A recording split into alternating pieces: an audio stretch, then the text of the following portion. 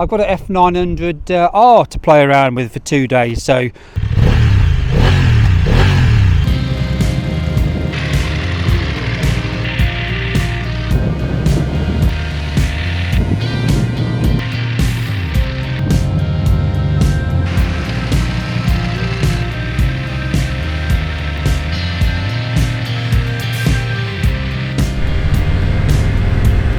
we're going 37 here, so that's a bit of a twist to the accelerator, and you can get past cars quite easily. Just let's give it some beans.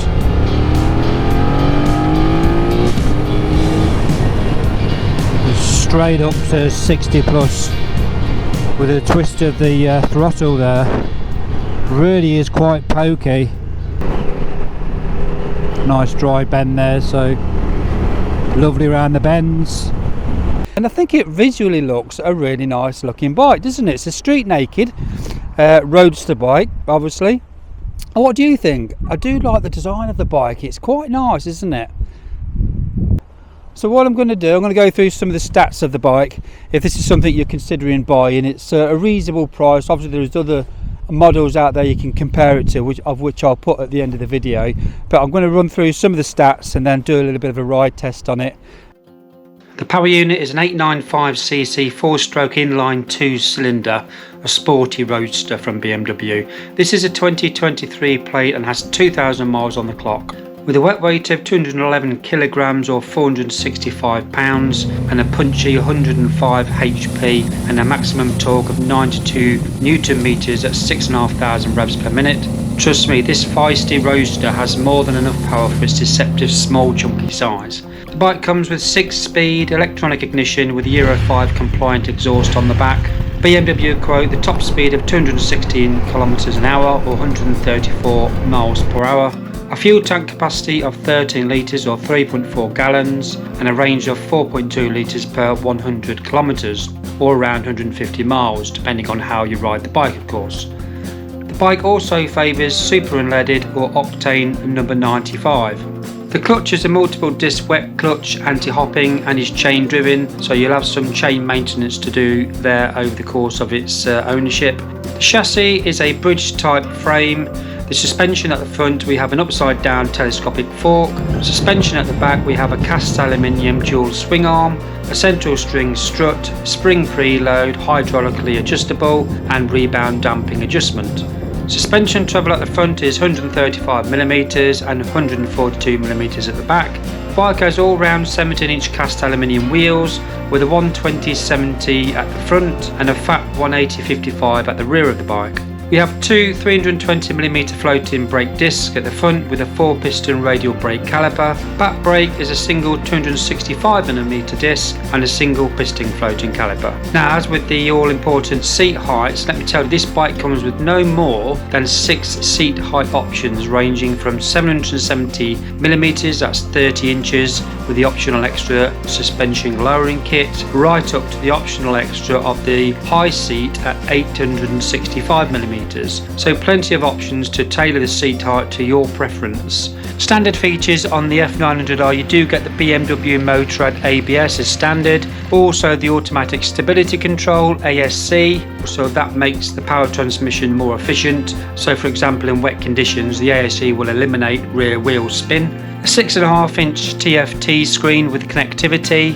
Riding modes, rain and road, all-round LED headlights and indicators, LED dynamic brake light, adjustable brake and clutch levers, and a 12-volt socket. For the standard price in racing red with just the standard specification, the bike costs just over £9,000. In the US you would pay $9,690. The Gucci looking triple black colour scheme comes in at £9,310 in the UK and in the US at $9,985. And the Sport Edition colours comes in at the most expensive in the UK at £9,505 and in the US $10,185. Now there are a variety of additional extras for the F900 which you can choose depending on how deep your pockets are. I really like what BMW have done in suggesting 3 themed bikes. such as a curve hunter, a city rider or a touring travel hunter.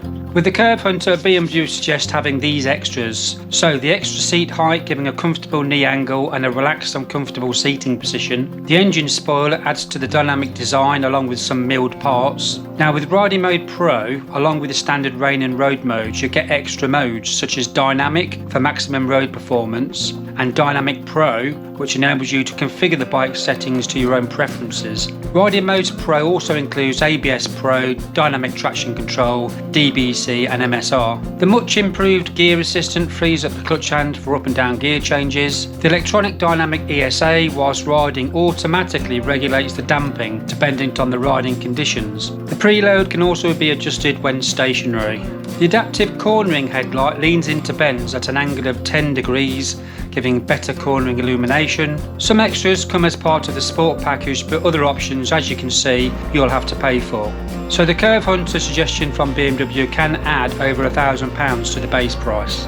The second suggestion of bike variant is the Big City Hunter with these suggested extra parts. The intelligent emergency call, which I think should be standard on all vehicles actually, as it contacts the BMW call centre in the event of an accident via a SIM card on the handlebars.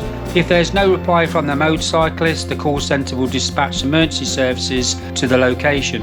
TPC tyre pressure control is another great bit of kit which notifies the rider of tyre pressure loss by an indicator warning on the TFT. Keyless ride allows the convenience of stowing your key away in your pocket and just pressing the start button to get going. Heated grips, an absolute necessity in my opinion. Hand lever guards protect the levers. And finally, the luggage rack allows luggage storage or the top case to be securely stored on the back of the bike. These extras can bump the standard price for the Big City Hunter up to around £1,200. The third suggested variant from BMW is the Kilometre Hunter with a centre stand, always useful for chain maintenance and storing the bike and when loading the bike with luggage. Case holder providing easy storage for soft bags. The comfort seat is higher than the standard seat and has extra upholstery providing extra comfort. The high windscreen is taller and wider, providing better wind and weather protection. The navigation assembly provides the connection for the BMW Navigator, which becomes easy to use via the multi-controller on the handlebar. And finally, the cruise control can be operated upwards from 30 km an hour and makes ease riding on long motorway stretches. Remember, these additional components are only suggestions from BMW to adapt your bike. The Kilometre Hunter would add another £840.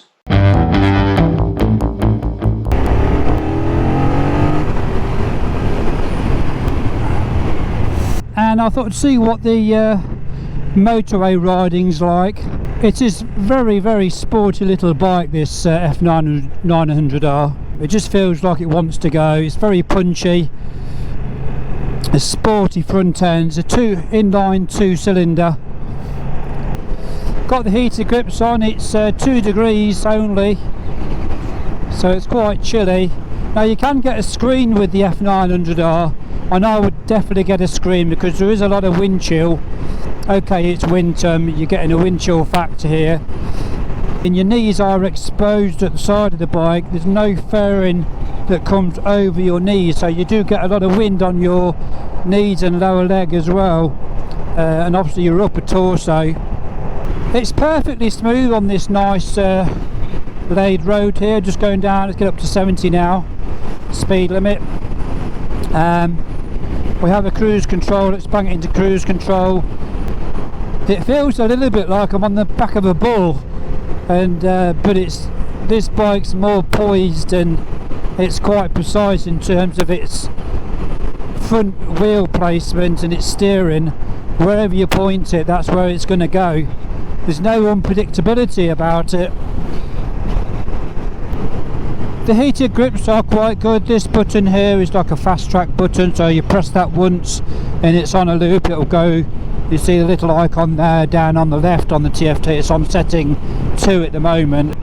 I had it on setting 3 yesterday when it was -1 degree, and it was really quite nice to have a hot handlebar to hold on to.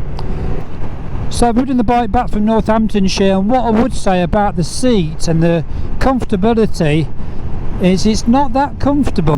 So I imagine if I had to go long distance touring on this bike, my bum is going to get a little bit sore after a while. The ergonomics on the bike, the seating position, it's quite comfortable. It's quite a relaxed upright sitting position. My back is bent slightly forward, leaning into the dash a little bit, not too much though. It is a sporty roadster, so you're not going to get the sponginess of an adventure tour, which I'm used to. Going over these bumps here, you can feel the bumps in the road quite obviously, going up through my spine.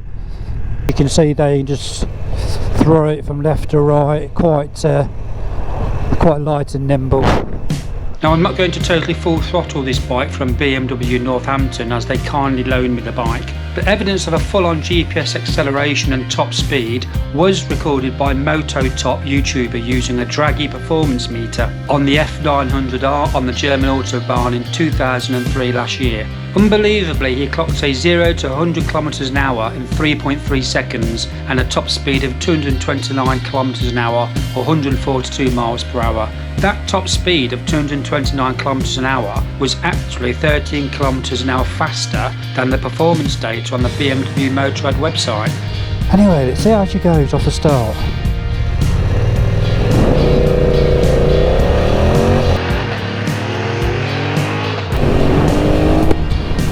Wow, yeah, very, very quick indeed.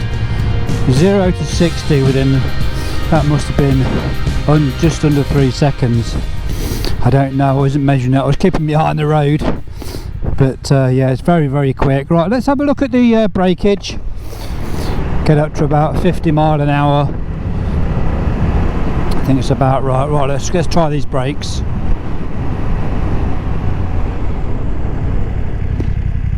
Oh yeah, very good. There's no jigging around with the back or the front or slippage. It was just a straightforward accelerated stop.